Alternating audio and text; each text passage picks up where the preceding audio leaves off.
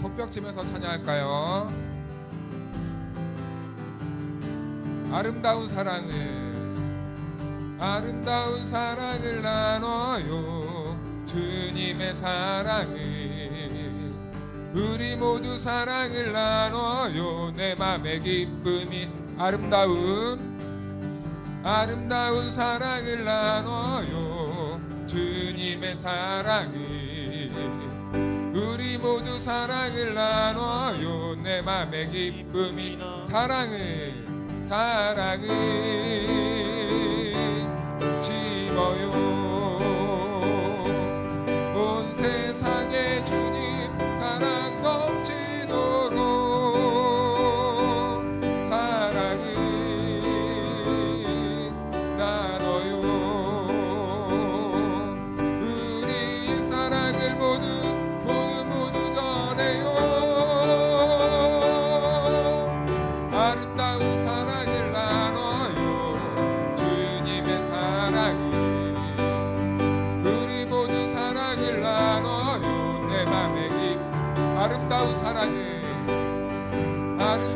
사랑을 나눠요. 주님의 사랑을, 우리 모두 사랑을 나눠요. 내 맘의 기쁨 사랑이 빛나네요. 우리 주님 사랑이 전파된 곳에 도우세요. 빛나도록 모든 영혼들이 주의 사랑으로 빛나도록 아름다운 사랑을 나눠요. 주님의 사랑을, 우리 모두 사랑을 나눠요. 내 맘, 한 번 더 찬양할까요? 아름다운 사랑을 나눠요. 주님의 사랑을, 우리 모두 사랑을 나눠요. 내 맘의 기쁨 사랑을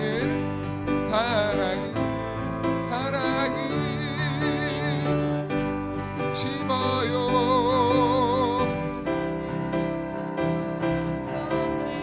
사랑을 나눠요.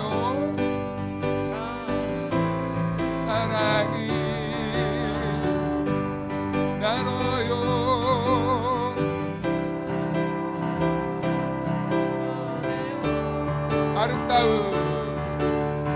아름다운 사랑을 나눠요. 주님의 사랑을, 우리 모두 사랑을 나눠요.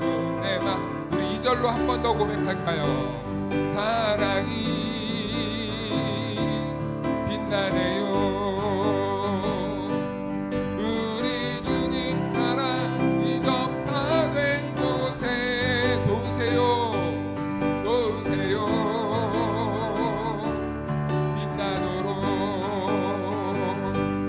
모든 영혼들이 주의 사랑으로 빛나도록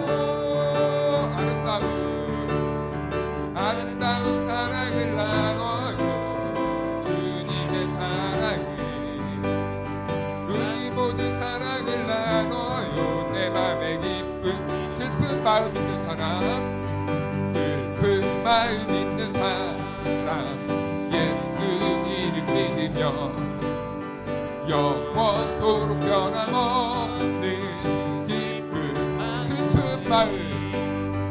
슬픈 마음 있는 사람 예수 이름 믿으며 영원토록 변함없는 기쁨 예수의 이름이 세상의 소망이요. 예수의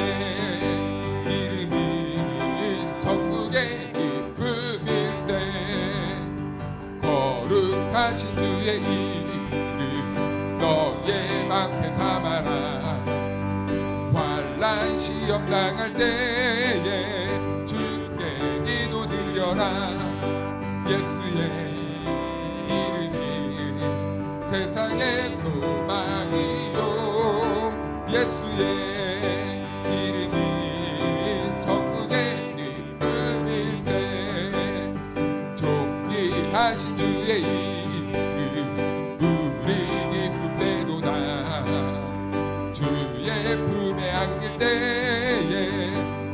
더 찬송 부르니 예수의 이름이 세상의 소망이요 예수의 이름이 전국의 기쁨일세 우리 갈 길 나간 후에 보좌 앞에 나가 왕의 왕께 경배하며 면류관을 드리니 예수의 이름이 세상의 소망이요 예수의 이름이 전국 우리 1절 4절 찬양합니다.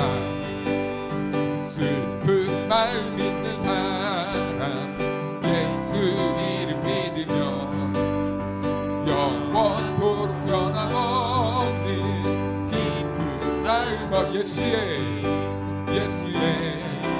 이름이 세상의 소망이요 예수의 이름이 전국의 기쁨이 우리 갈 길 나가는 보좌 앞에 왕의 왕께 경배하며 면류관 예수의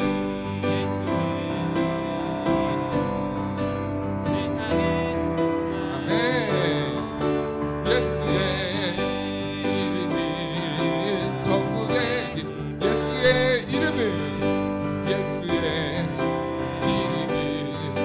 세상의 소망이요 예수의 이름이 전국에 한 번 더 예수의 이름이 세상의 소망 예수의 이름이 전국의 기쁨일세 우리 하나님께 감사와 영광의 박수 올려드립시다. 네, 우리 이 시간엔 처음 불러보는 찬양인데요. 우리 가사를 묵상하시면서 다 같이 찬양했으면 좋겠습니다.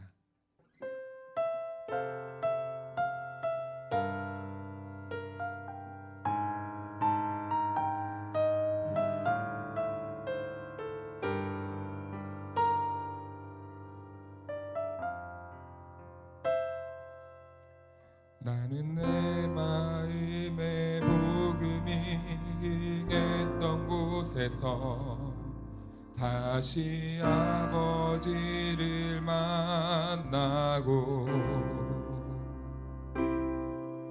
주님 내 마음의 연약한 눈물의 끝에서 또 나를 반겨주시네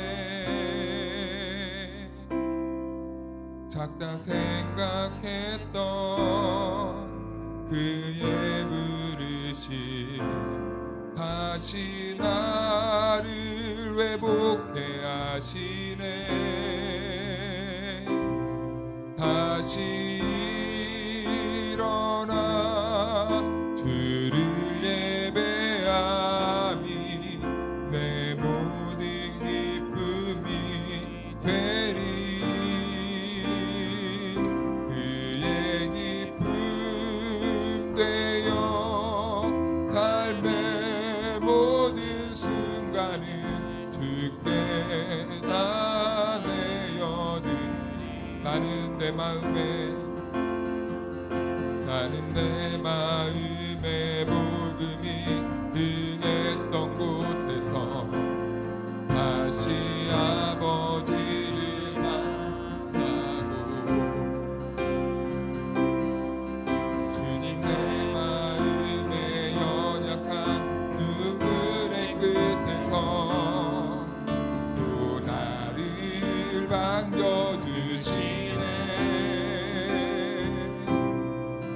작다 생각했던 그의 부르심 다시 나를 회복해 하시네 다시 일어나 주를 예배함이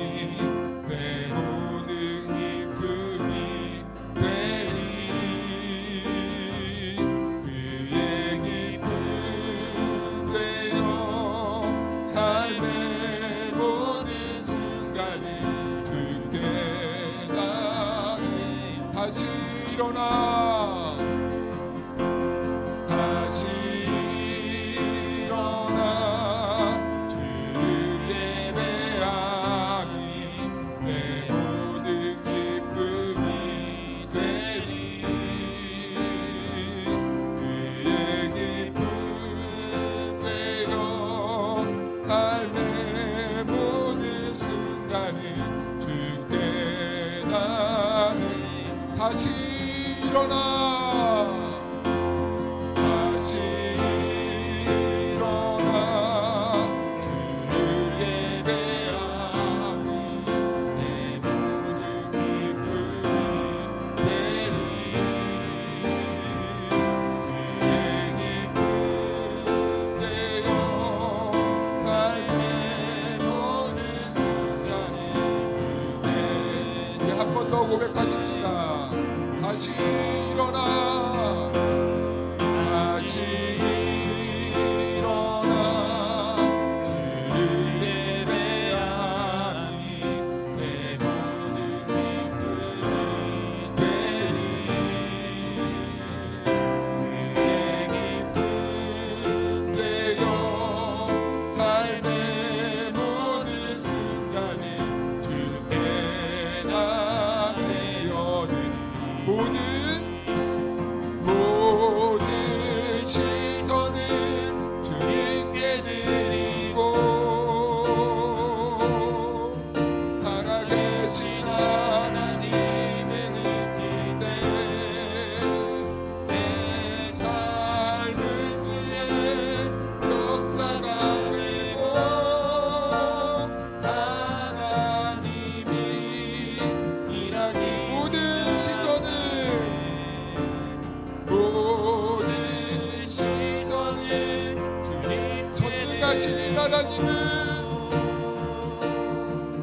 전능하신 하나님을 믿을 때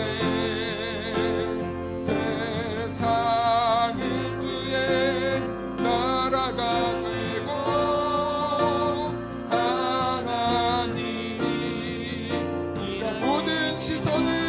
하나님이 모든 시선을 살아계신 하나님을 느낄 때 살아계신 하나님의 내 삶은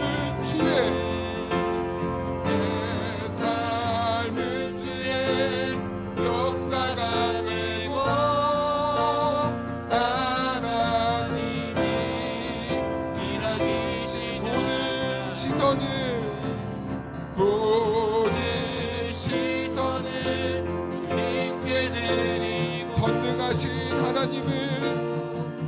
전능하신 하나님을 믿을 때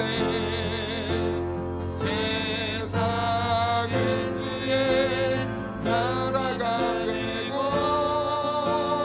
하나님이 일하기 하나님이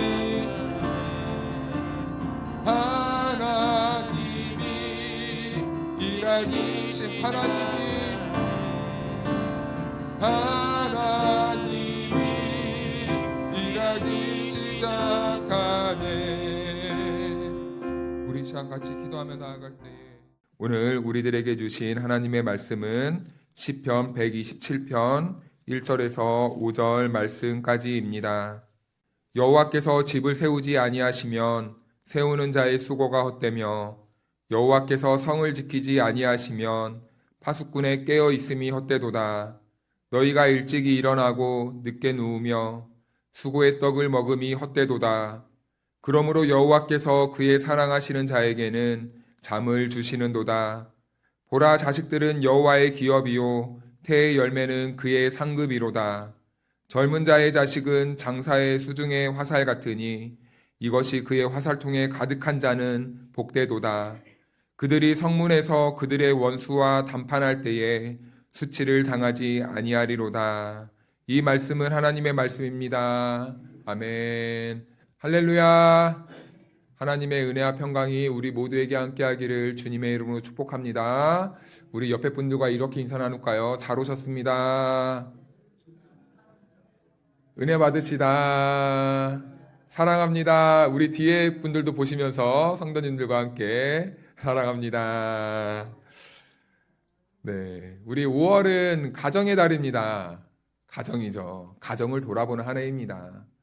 그래서 우리 기독교도 5월 한 달이 되면은 어린이 주일, 어버이 주일, 또 청소년 주일, 청년 주일 이렇게 차례대로 절기를 지키고자 권하면서 한 세대를 통합하고 아우르는 그러한 달로 기념하고 있습니다. 그런데 요즘은 또 교회마다 한 주 한 주 그렇게 구분해서 드리기가 너무 필요한 나머지 이렇게 한 주를 정해서 가정의 달로 지키고도 합니다. 그래서 함께 연합으로 예배를 드리면서 한 가정 공동체라는 것을 다시 한번 일깨우고 우리가 마음에 새기는 것이죠. 그런데 여러분, 가정은요, 사회에서 얼마나 중요한 역할을 하고 계시는지 아십니까?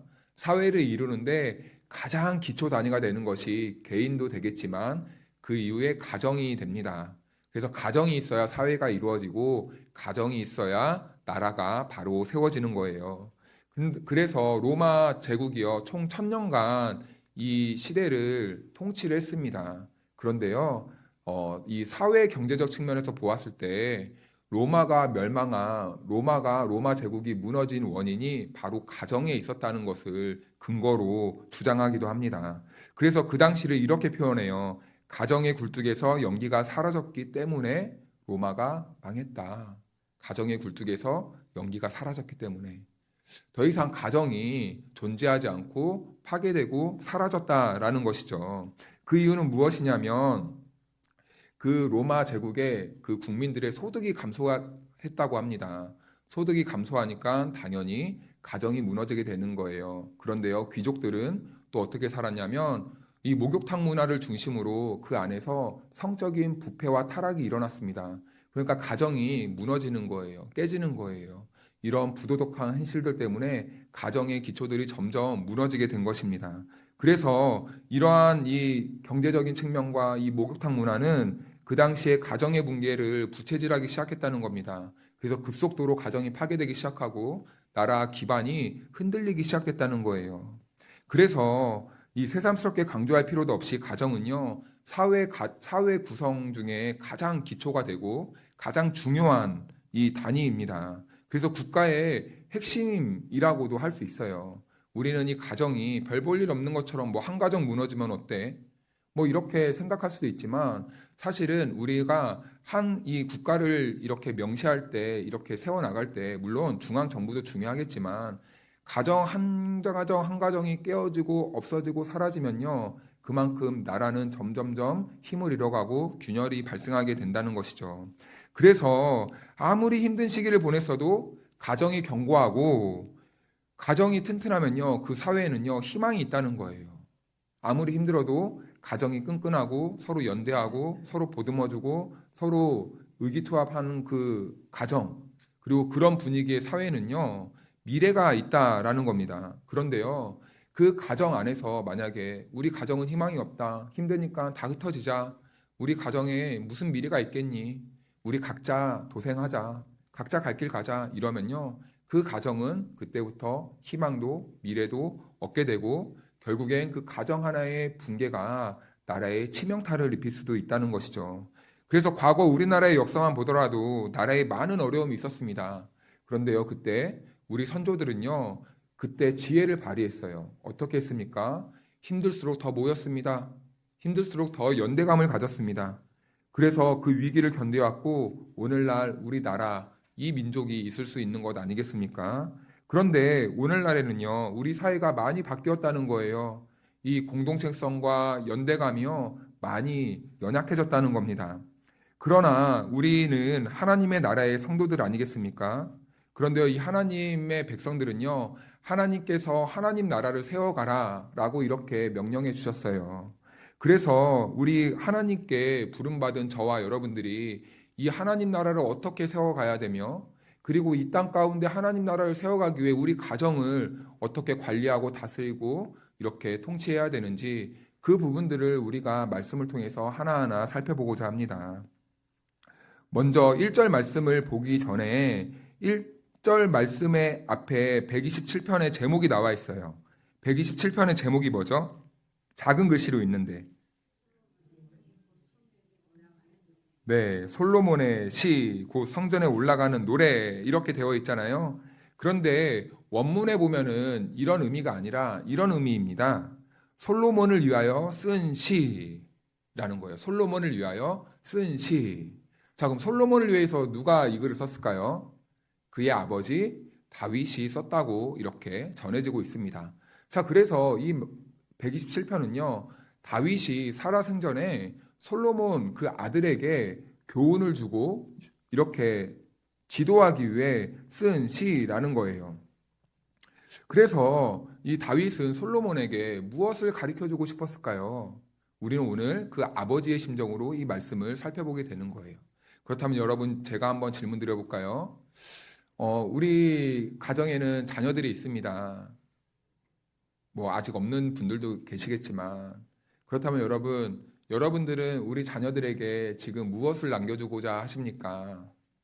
우리 그리스도인 부모 세대들이 우리 자녀들에게 무엇을 남겨줘야만 하겠습니까? 오늘 이 질문에 이 말씀이 우리 인생에 그리고 우리 가정에 답이 될 수 있기를 축복합니다.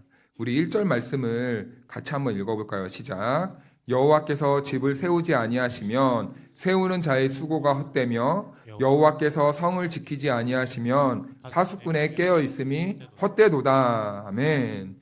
집과 성이 나옵니다. 히브리 사람들은요, 집과 성을요, 같은 개념으로 이해를 했어요. 그래서 집은 곧 도시고 집은 곧 나라다 라는 이런 개념을 가지고 있었습니다. 그래서 집이 있어야, 가정이 있어야 크고 작은 도시가 형성되고, 집이 있어야 도시가 형성되고, 도시가 있어야 나라가 이렇게 세워진다라는 것이죠. 하나님께서는 성도들에게 가장 작은 단위의 가정과 교회 공동체라는 이 영적인 가족을 형성하도록 하셨습니다. 그 이유는요, 가장 먼저 가정에서 그리스도의 사랑과 섬김과 희생을 통해 그래서 교회로 이어지게 하셨고, 그리고 반대로는 이 교회 안에서 그리스도의 사랑과 섬김과 희생과 나눔과 봉사함을 통해 성도들이 가정으로 파송을 받는 거예요. 그래서 이 성도는 가정에 가서 하나님의 말씀을 실현함으로써 그 가정을 잘 세워 나가게 되는 거죠. 그래서 교회가 먼저냐, 가정이 먼저냐, 가정이 먼저냐, 교회가 먼저냐, 이것은요, 우열을 가릴 문제가 아닙니다. 여기에서 중요한 것은요, 하나님께 부름받은 성도들이 하나님 말씀 안에서 가정과 교회를 살피고 그리고 세워 나가야 된다는 그 정체성이 중요한 것인 거죠. 그래서 우리 성도들이 하나님의 말씀을 중심으로 살아가야 우리의 삶의 영역에서 그리고 우리 교회 공동체 안에서 우리의 삶의 영역으로 삶으로 이어진다는 것이에요. 그래서 1절과 2절을 다시 한번 한 절씩 교독하겠습니다. 제가 먼저 읽겠습니다. 여호와께서 집을 세우지 아니하시면 세우는 자의 수고가 헛되며 여호와께서 성을 지키지 아니하시면 파수꾼의 깨어 있음이 헛되도다. 우리가 일찍이 일어나고 늦게 누우며 수고의 떡을 먹으니 헛되도다. 그러므로 여호와께서 그의 사랑하시는 자에게는 잠을 주시는도다. 아멘. 1절과 2절 말씀을 보니까 헛되다라는 말이요, 총 몇 번 나오냐면 3번이나 나옵니다. 매우 중요한 단어예요. 솔로몬은 전도서도 썼습니다. 전도서에서 솔로몬은 어떤 말을 남기냐면 하나님 없이 사는 인생을 표현할 때 바로 헛된 인생이라고 이렇게 표현을 해요. 특히 2절 말씀은요, 인생이 살아가는 보편적인 모습을 보여주는데 너희가 일찍이 일어나고 늦게 누우며 수고의 떡이 먹음이 헛되도다 이렇게 말합니다. 아무리 수고해도 그 안에 하나님이 없으면 그 모든 인생은 다 헛된 인생이다 라는 이런 의미를 담고 있어요. 한국 사람들은요, 세계가 놀랍니다. 한국 사람들을 보면요, 왜 놀라는지 아십니까? 정말 개미처럼 일만 해요. 너무 부지런합니다. 우리나라는요, 1945년도에 해방이 되었잖아요. 그로부터 50년 뒤에 한 잡지사에서 우리나라 사람들을 향해서 평가를 했어요. 특히 아버지 세대를 향해서 이런 한 줄을 남겼거든요. 일한 것밖에 없다. 일밖에 한 것이 없다. 라고 이렇게 평가를 한 거예요. 그 시대의 부모님들은 배우지 못했습니다. 쉬는 법도 몰랐어요. 노는 법도 몰랐어요. 여가 생활, 그게 뭔지를 모르고 산 세대들입니다. 죽도록 일만 했어요. 죽도록 일만 한 나머지 오늘 이 시대를 살아갈 때도 어머니, 아버지, 할아버지 세대를 보면요. 가만히 못 있어요. 몸이 막 이렇게 노쇠해도요. 그냥 집에서 계속 뭔가를 해야 됩니다. 눈을 뜨면 뭘 해야 되고 눈을 뜨면 뭘 해야 되고 일이 습관이 되고 일이 삶이 되어버렸어요. 그러니까 그분들에게 일을 쉬라고 좀 쉬세요 하면요. 그 다음날 어떻게 됩니까? 알아 누워요. 오히려 병이 되는 거예요. 그러니까 일을 해야만 삶의 존재 가치가 일어나고 일을 해야만 살아있다는 것을 느끼는 겁니다. 그때 세대들은요, 그래서요, 최선을 다하지 않았대요. 그러면 어떻게 했을까요? 목숨을 걸었다고 합니다. 삶에 대한 목숨을 걸었다는 거예요. 최선을 다한 것을 뛰어넘어서 목숨을 다해서 살았다는 겁니다. 그런 노력 때문에 여러분, 황무지와 같은 우리나라가 지금 어떻게 되었습니까? 바람을 막아주는 벽이 생겼어요. 비를 막아주는 지붕이 생겼습니다. 밤낮 쉬지 않고 죽도록 일만 한 그 결과로 우리나라가 지금 살기 좋은 이 집과 같은 나라가 되었다는 거예요. 그래서 우리나라는 지금 경제적으로 보았을 때 세계 어느 나라와 견주어도 정말 밀릴 것 없는, 세상적인 말로 꿀릴 것 없는 그런 경제 강국이 되었어요. 그런데 중요한 것이 있죠. 이렇게 목숨을 다하고 최선을 다하고 집을 지어놨는데 그 안에 여호와가 없으면요, 헛되다라는 겁니다. 아무리 우리가 많은 수고를 하고 많은 것을 쌓아도 그 안에 하나님이 없으면, 여호와께서 통치하지 않으면 그 인생과 가정은 헛되다라는 거예요. 그래서요, 헛되다라는 뜻이요, 무슨 의미가 있냐면요, 텅 비었다. 그리고 손에 걸리는 것이 없다. 아무리 잡으려고 해도 잡히는 것이 없다는 거예요. 채우려고 해도 채울 수 없다라는 겁니다. 이것이 바로 헛되다라는 뜻이에요. 여러분, 사람에게 있어서 가장 큰 절망이 무엇인지 아십니까? 우리는 때때로 이렇게 생각할 때가 있습니다. 내가 원하는 것을 얻지 못하고, 그리고 내가 하는 일마다 잘 안 되고, 내가 살아가는 인생에 좌절만 연거푸이 있을 때 우리는 우리의 인생에 참 별 볼 일 없다, 절망이 온다, 좌절한다, 이렇게 말을 하곤 합니다. 물론 그것도 맞는 말이지만 정말 큰 좌절은 아니라고 합니다. 정말 큰 좌절은 뭐냐면요, 이것을 붙잡고 저것만 확보하면 내 인생에 정말 이제 탄탄대로 꽃길만 있을 줄 알았어요. 그래서 그 일을 위해 죽기 살기로 덤벼들었습니다. 최선을 다했습니다. 그래서요, 미래에 정말 그것을 얻었어요. 그런데 그때부터랍니다. 그것을 얻으면, 내가 잡고 싶은 거를, 내가 원하는 걸 잡았으면 행복이 밀려오고 기쁨이 와야 되는데 오히려 공허해지더라는 거예요. 행복과 기쁨은 잠시 잠깐이라는 겁니다. 가끔 드라마나 영화를 보면 이런 모습이 나와요. 한 주인공이 야망을 품습니다. 그래서 모든 것을 다 이뤄요. 그래서요, 건물 꼭대기 높은 곳까지 딱 올라갑니다. 그래서요, 그 높은 이 투명 유리를 이 안에서 높은 곳에서 아래를 바라보는 거예요. 사람들이 막 돌아다니고 차가 막 빠르게 지나가고 막 이렇게 다 이루었다라고 하는 거예요. 그런데 여러분, 그거 아십니까? 정상은 이 세상 사람들 가운데 얼마나 올라갈까요? 몇 명 안 돼요. 그 정상에 딱 올라가니까 돌아보니 차가운 사무실 한 공간, 그게 인생의 전부인 거예요. 남는 게 없는 거예요. 사람들이 없는 거예요. 사람은 어디에 있습니까? 아래에 있는 거예요. 높은 곳에 올라와서 그 작은 사무실 공간 하나 얻으려고 죽기 살기로 덤벼들었더니 주위를 돌아보니 아무것도 없는 거예요. 오히려 적막하고 썰렁하고 차가운 공간에 홀로 덩그러니 남아있는 겁니다. 그때 밀려오는 이 인생의 허무감, 그때 사람은 가장 큰 절망감을 느낀다고 합니다. 그래서 전도서에서 솔로몬은 그런 허무감 속에서 나를 건져주시리가 누구인가, 그런 허무감에서 나를 건져주실 이가 필요하구나 라는 것을 고백해요. 그래서 하나님이 없는 인생은요, 집과 성을 세우는 수고를 하고 아침에 일어나 늦게까지 수고를 하지만 잡히는 것이 없는 거예요. 텅 비어 있는 거예요. 헛된 거예요. 그래서 2절 하반절 말씀은 이렇게 말씀합니다. 여호와께서 그의 사랑하시는 자에게 잠을 주시는도다. 아멘. 이 말을 문자적으로만 이해하면 어떤 의미냐면, 하나님이 없는 인생은 아무리 수고를 해도 헛되지만 하나님 안에 있는 사람은 잠을 자도 복을 주신다라는 이런 의미입니다. 그런데 이 문장을 우리 한국교회 성도들은요, 참 이 문자적으로 해석해서 하나님을 향한 신앙을 왜곡해서 이해했다는 거예요. 어떤 피해를 주었냐면, 사람들이 피곤해서 어쩔 수 없이 잠을 잘 때는 그럴 수도 있습니다. 스르르 눈이 감길 때는 어쩔 수도 없이 잠 잘 때가 있어요. 그런데요, 우리는 한번 잘 생각해 보아야 해요.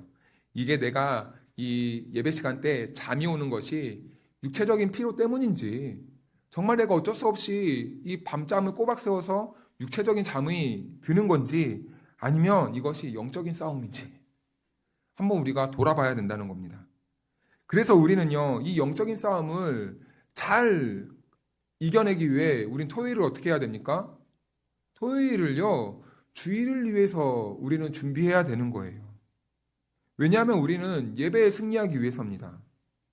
직장 생활할 때요, 기다려지는 날이 있어요. 금요일이 가장 기다려집니다. 왜냐하면요, 금요일이 되면은 토요일에 일을 안 나가요. 설렌 거예요. 그 금요일만 생각하면 빨리 왔으면 좋겠는 거예요. 한 주간 하지 못했던 것을 마음껏 할 수 있는 시간이 금요일 저녁부터인 거예요. 잘 쉬지 못한 나에 대한 적절한 보상을 해줘야 된다는 생각에 가득 사로잡혀 있는 겁니다. 그런데요, 토요일 역시도요, 내일이 주일인 것도 잊은 채 늦은 시간까지 시간을 보내는 거예요. 그럴 수도 있습니다. 세상 사람들은요. 그런데요, 성도들의 시각에선 달라야 된다는 겁니다. 성도는요, 예배의 성공자가 되기 위해서요, 예배를 잘 드리기 위해서요, 우리는 며칠을 준비해야 될까요? 6일을 준비해야 되는 겁니다. 예배에 성공하기 위해서요, 우리는 일상에서 믿음으로 살아야 돼요. 우리는 예배의 성공자가 되기 위해서요, 가정에서부터 사랑과 화평의 삶을 살아야 합니다. 예배에 성공하는 예배자가 되기 위해 모든 삶의 우선순위와 일정을요, 절제해야 되는 거예요. 조절해야 되는 겁니다.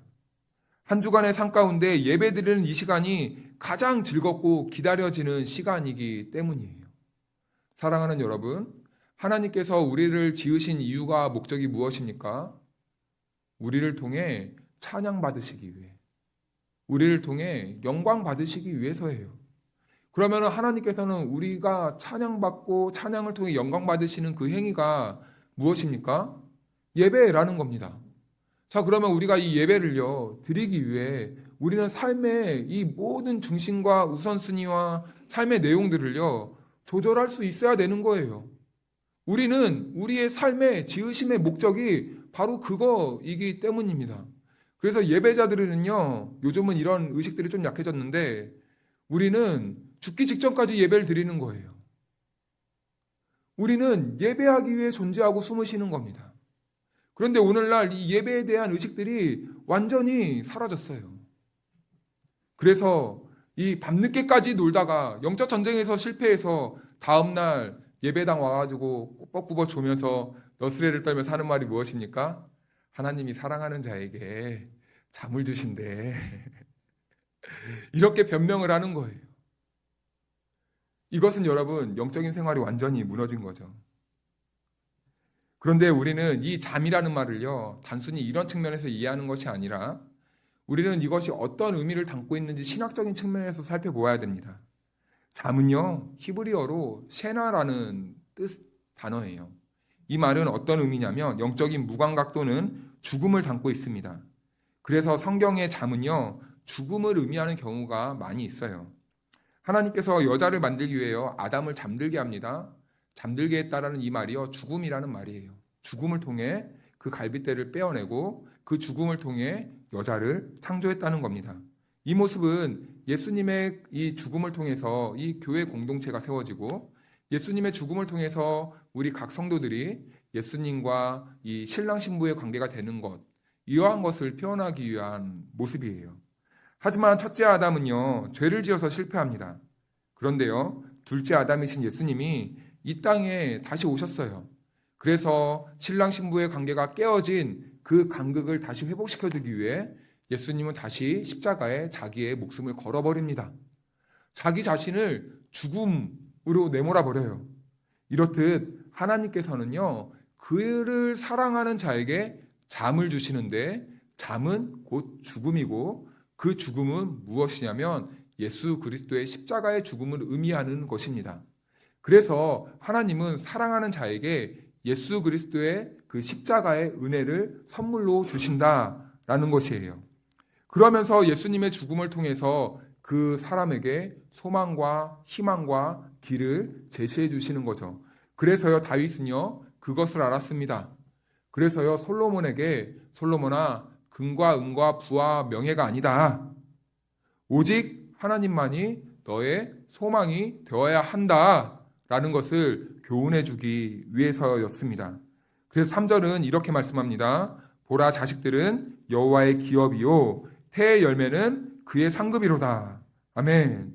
자녀들이 여호와의 기업이다 라고 이렇게 말을 해요. 가끔 부모들 중에는 우리 아까 장로님께서 기도도 하셨지만 자기의 소유라고 생각을 할 때가 있습니다. 그래서 자녀를 부모의 소견대로 훈육하고 교육하고 심지어는 자기의 꿈과 자기의 욕망을 대리해서 실현시키기 위해 자기 자녀들을 도구로 삼아 버린다는 거예요.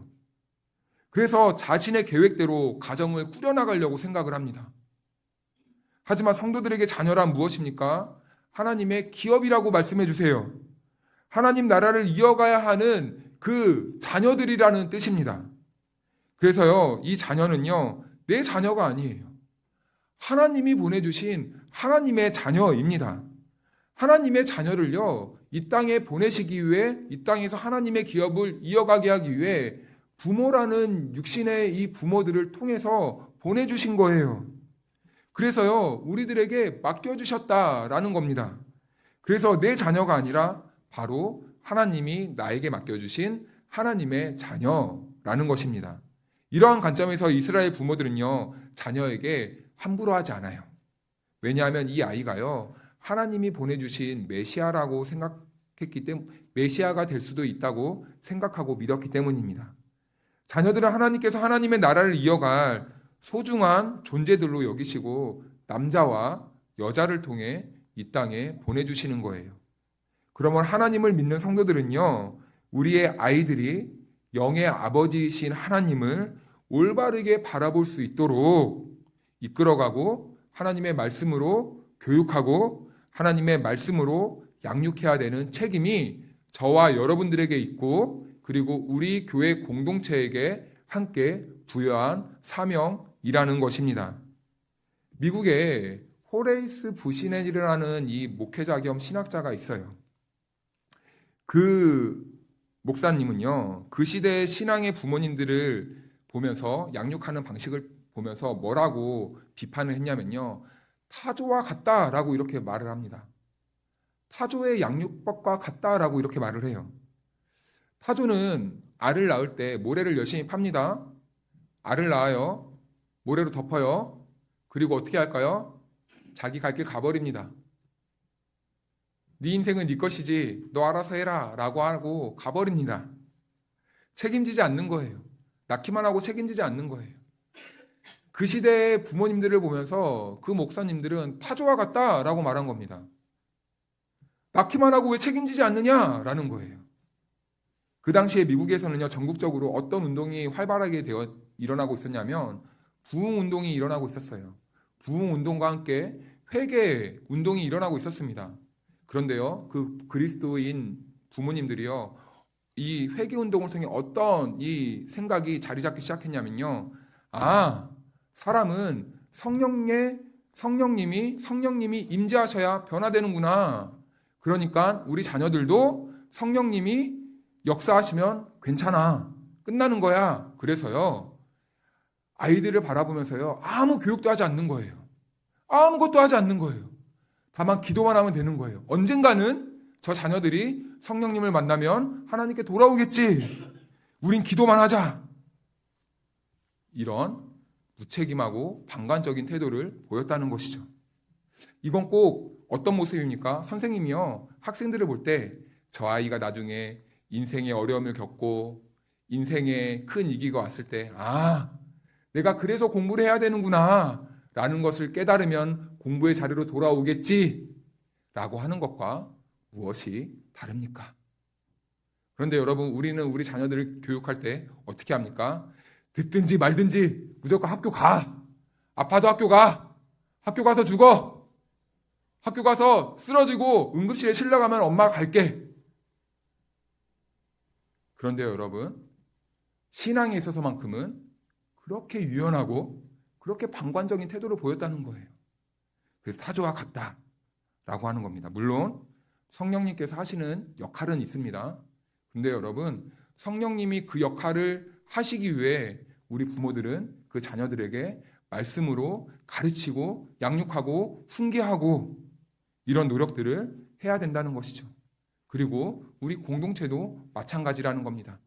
우리 교회 공동체 안에 아이들이 있습니다. 이 아이들이 바른 길로 가기 위해 예수 그리스도께로 바르게 가기 위해 때로는 책망도 하고 말 안 들으면 많이 혼내주십시오. 예배 안 드리면 혼내야 됩니다. 때리지만 마십시오. 혼내야 됩니다. 그리고 말씀을 잘 듣도록 가르쳐야 됩니다. 그리고 사랑으로 품어줘야 되는 거예요. 그런데요, 그래서 교회는요, 하나님의 자녀들을 양육할 때 세상적인 관점으로 가르치지 않아요. 어떻게 해야 잘 먹고 잘 사느니, 어떻게 해야 성공하느니 이런 걸 가르치지 않습니다. 우리 교회는요, 우리 기독교 교육은요, 어떻게 하면 하나님을 잘 믿는지, 어떻게 하면 바른 길을 갈 수 있는지, 어떻게 하면 하나님을 잘 섬길 수 있는지, 어떻게 하면 하나님의 뜻대로 살 수 있는지 이것을 우리는 바르게 가르치는 거죠. 그런데 성경은요, 더 소중한 말씀을 해요. 태의 열매는 그의 상급이로다. 복중의 태아도 누구의 상급입니까? 하나님께서 주신 선물이라는 거예요. 때로는 복중의 태아가 몇 주부터 생명이냐 아니냐, 왜 그런 논란을 하십니까? 어차피 그 태아가 씨가 자라면 생명이 되는 거 아닙니까? 씨부터 생명이라는 거예요. 생명이 있으니까 생명이 되는 거지. 어느 순간부터 생명이냐? 왜 그런 거를 우리가 논합니까? 하나님은 분명하게 복중의 태아도 생명이다 라고 말씀을 하시는 거예요. 그래서 4절 말씀을 우리 같이 한번 읽어볼까요? 시작. 젊은 자의 자식은 장사의 수중의 화살 같으니. 아멘. 히브리인들은 아이를 낳으면요, 문 밖에다가 활과 살을 겁니다. 이것은요, 우리 가정의 미래와 생명을 책임질 부양자가 태어났다는 의미예요. 이처럼 자녀들은요, 가정과 하나님 나라의 미래라는 겁니다. 없어서는 안 된다라는 거예요. 자녀들이 없으면은 그 가정과 그 공동체는 희망이 없고 미래가 없는 가정이고 공동체라는 거예요. 그래서 현실적으로는 가정을 지탱하는 존재이기 때문에 우리는 그 자녀들을 함부로 할 수 없는 거예요. 가르쳐야 하는 겁니다. 말씀으로요. 그래서 우리 5절 말씀을 다 같이 한번 읽어보겠습니다. 시작. 이것이 그의 화살통에 가득한 자는 복되도다. 그들이 성문에서 그들의 원수와 담판할 때에 수치를 당하지 아니하리로다. 아멘. 그래서 먼저 보니까 이것이 그의 화살통에 가득한 자는 복되도다. 무슨 말이냐면 자녀들이 많은 가정은 복이 있다라는 겁니다.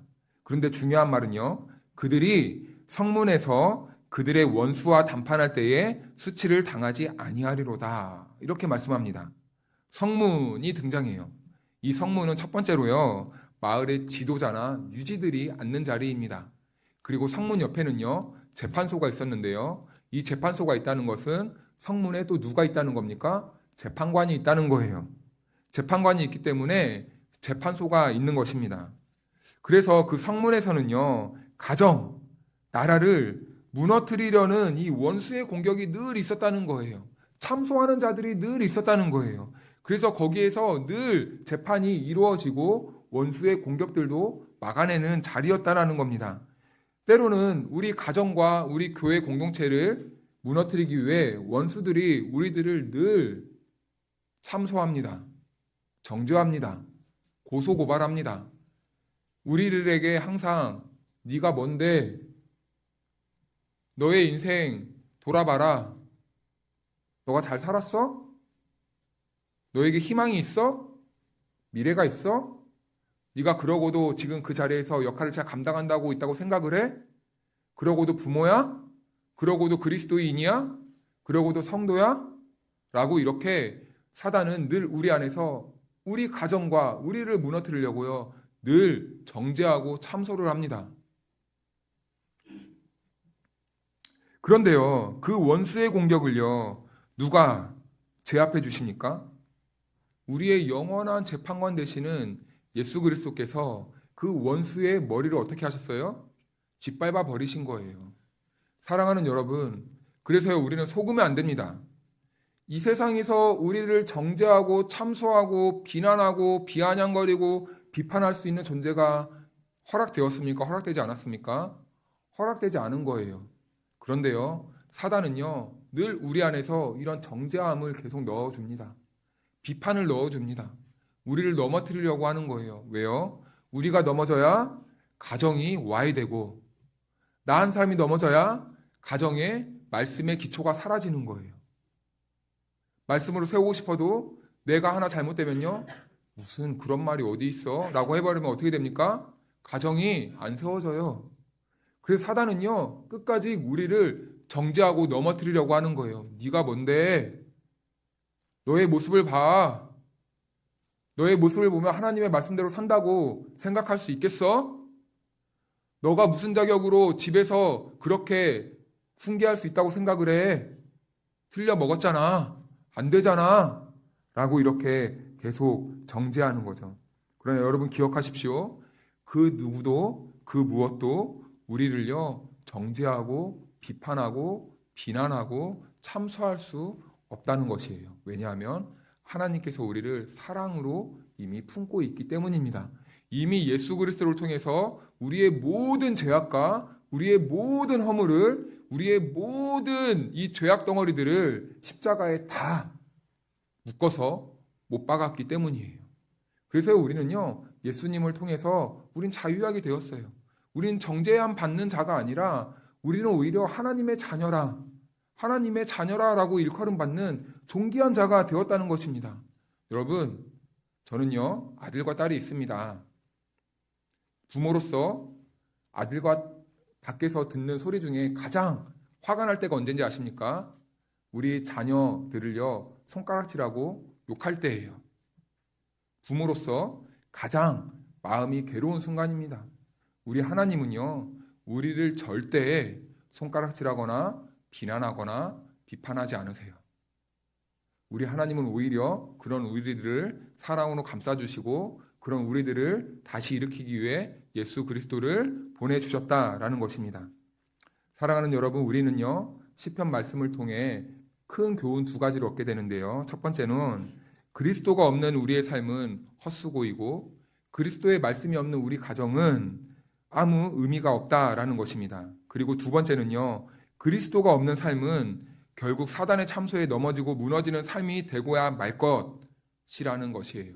그래서 여러분, 우리 가정은 예수님이 계시기 때문에 우리 인생에는 소망이 있고 예수님을 섬기는 가정에는 미래가 있고 소망이 있다는 것입니다. 그래서 성경은요, 우리와 가정에게 예수님이 필요하다는 것을 말씀해주고 있는 거예요. 우리의 모든 인생의 수고와 우리의 모든 인생이, 우리의 모든 가정이 헛수고가 되고 헛된 것이 되지 않기 위해 우리들에게 필요한 것은 바로 예수 그리스도십니다 라는 것을 말씀해주고 있는 것이죠. 그런데 여러분, 사사기 시대 때는 어땠습니까? 사사기 시대는요, 다음 세대가 일어나지 않았다고 해요. 다른 세대가 일어났다고 합니다. 우리 그 장면을 한번 같이 읽어볼까요? 사사기 2장 10절 말씀입니다. 시작. 그 세대의 사람들도 다 그 조상들에게로 돌아갔고 그 후에 일어난 다른 세대는 여호와를 알지 못하며 여호와께서 이스라엘을 위하여 행하신 일도 알지 못하였더라. 아멘. 다음 세대가 아니라 다른 세대. 신앙의 전수가 이어지지 않았다라는 거예요. 왜 그랬습니까? 가정에서 얘들아 무슨 하나님이야. 우리가 잘 먹고 잘 살아야 될 거 아니야. 떡도 필요하고 우리 좋은 비도 내려줘야 되고 좋은 땅도 주셔야 되는데 저기 가나안 사람들을 보니까 야 바알이라는 신한테 비니까 비도 내려준다더라. 좋은 땅도 주더라. 이 가나안 땅 봐봐봐. 얼마나 기름지고 얼마나 아름다워. 열매를 봐봐봐. 우리 광야에서는 보지도 못했던 그 아름다운 열매들, 탐스러운 열매들, 저 포도송이 하나가 얼마나 크냐. 꼭 우리 머리 하나만 같아. 알려주는 거예요. 얘들아, 세상에서 공부 열심히 해. 판검사 돼야지. 변호사 돼야지. 의사 돼야지. 얘들아, 나중에 참 남편감 고르는데 나중에 돈 많은 사람 만나야 된다. 그래야 고생 안 해. 그래야 고생 안 하는 거야. 그 말 가운데 한 번이라도 얘들아, 하나님 잘 믿어야 된다. 그래야 구원 얻어. 하나님 잘 믿는 사람 만나야 된다. 그래야 가정이 행복하고 그래야 함께 가정이 천국 가는 거야. 라고 말해 주십니까?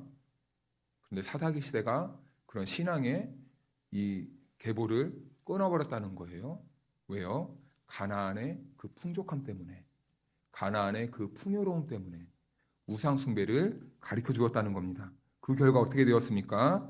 우리 사사기 21장 45절 같이 한번 읽어볼까요? 시작. 그때 이스라엘에 왕이 없으므로 사람이 각기 자기의 소견에 옳은 대로 행하였더라. 아멘. 자기의 소견에 옳은 대로 내 생각, 내 뜻, 내 계획, 내 주장, 내 말, 내 논리 이게 맞다는 겁니다. 한 번도 하나님의 말씀이 들어가지 않아요. 그러니까 내 소견에 옳은 대로, 내 판단에 옳은 대로, 내 뜻에 옳은 대로. 사랑하는 여러분, 우리의 가정은 어떻습니까? 예수님을 기초로 가정이 세워지고 있습니까? 또 우리 교회는 어떻습니까? 하나님의 말씀으로, 하나님의 말씀이 기초가 되어서 우리 교회가 세워지고 있습니까? 우리는요, 교육비, 먹고, 즐기고, 입고, 여행 가고, 탈 것에는 돈을 아까워하지 않아요. 그래서 우리는 그러한 삶을 영위하기 위해 열심히 공부하고 배우고 그리고 노동을 해야 된다고 열심히 가르칩니다. 당연하다고 여깁니다. 그렇다면 여러분, 우리들의 삶을 행복하게 해주고 우리들에게 구원과 영생을 주시는 그 하나님의 말씀을 배우기 위해 우리와 우리 가정은 얼마나만큼의 노력을 하십니까? 혹시 우리의 마음 한편에 세상의 것을 얻기 위해 힘들고 수고한 나를 위해 주님이 위로해 주시기만을 원하고 계시진 않습니까?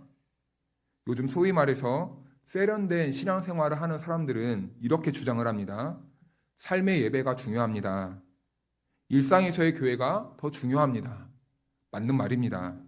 그런데 여러분, 역설적으로 우리가 삶에서 교회로 잘 살기 위해 우리의 인생과 우리의 삶에 채워야 될 것이 무엇입니까? 예배라는 거예요. 예배가 없는데 어떻게 삶에서 예배를 드립니까? 예배가 없는데 어떻게 삶에서 우리가 선교자요? 그리고 우리가 어떻게 일상에서 교회로 살아갈 수 있다라는 말입니까? 예배가 있어야 우리가 삶에서 예배를 드릴 수 있고 일상에서의 교회로 살아갈 수 있는 것 아니겠습니까? 그래서 꼭 그게 되지 않는다면 그것은요, 이 멋있는 구호에만 머무르는 거고 결국엔 예배를 드리기 싫어서 회피하는 것으로밖에 보이지 않는다라는 겁니다. 예배가 힘들어요. 그리고 귀찮아져요. 따분해집니다. 어떻게 그러면 일상에서 말씀 중심, 예배 중심으로 살 수 있다는 말입니까? 그럴 수 없다라는 거예요. 예배에 성공하는 사람만이 일상에서의 예배에도 잘 드릴 수 있는 거고 예배의 성공자만이 일상에서에서 교회로 살아갈 수 있는 것입니다. 그래서 성도들에게 가장 큰 수치가 있다면 세상의 것을 많이 얻지 못해서가 아니라고 합니다. 그러면 성도들에게 가장 큰 수치는 무엇이겠습니까? 예수님을 기초로 하지 않아서 허무한 인생이 되는 것이 가장 큰 수치가 된다는 것이에요. 그래서 성도들은요, 비록 세상의 것은요, 풍족하지 못할 수도 있습니다. 그런데 인생의 문제 앞에서 예수님만으로 답을 얻고 살아간다면요, 그 인생이 바로 행복하고 성공한 성도의 삶이 된다는 것이죠. 사랑하는 여러분, 어떠한 가정, 어떠한 인생을 꿈꾸십니까? 간절히 바라기는 우리가 세상의 것은 좀 부족해도 우리의 삶의 기초와 중심이 예수님만이 되시기를 축복하고, 나를 통해서 우리 가정이 예수님을 기초로, 예수님을 중심으로 한 그런 복이 있는 아름다운 가정이 되기를 주님의 이름으로 축복합니다. 그런 가정과 우리 개인이 되었을 때 우리는 그곳에서부터 하늘의 영광을 누리고 또 주님이 주시는 풍성한 은혜의 복을 누리며 사는 가정이 될 줄로 믿습니다. 우리 다 같이 일어나셔서 나 무엇과도 주님을 찬양하겠습니다. 여호와는 내게 복을 주시고 너를 지키시기를 원하며, 여호와는 그의 얼굴을 내게 비추사 은혜 베푸시기를 원하며, 여호와는 그 얼굴을 내게로 향하여 드사 평강 주시기를 원하노라. 아멘.